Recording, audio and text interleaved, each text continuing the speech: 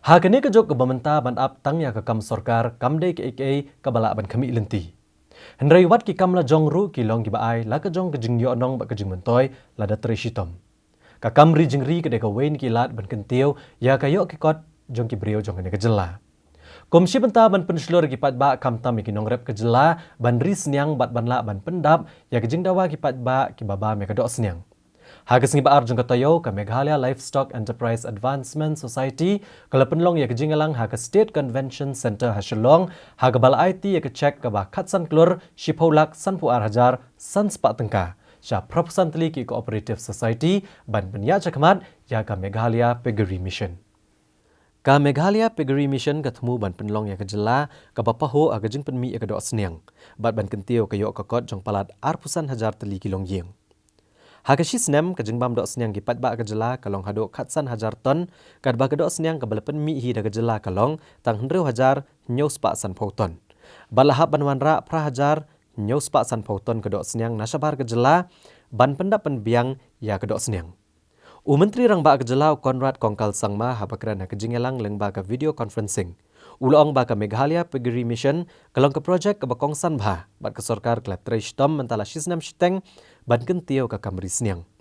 Ulong ba ke babon ka khajna ka lelut sabar ke jela namar lawan ra ki senyang na sabar ke jela.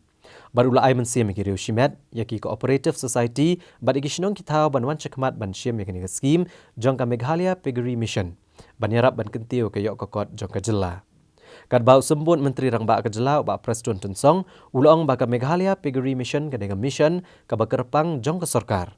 Bat government scam ba ke jingarap ka ba ke sorkar ka ai shikinong yo mentoy kan longkum galat baken la ban sedang ki kamri senyang. Hagani kesngi ba Preston Tensong ula ai tiru iki check shikinong yo mentoy na ki kadwai teliki distrik jong ka jela.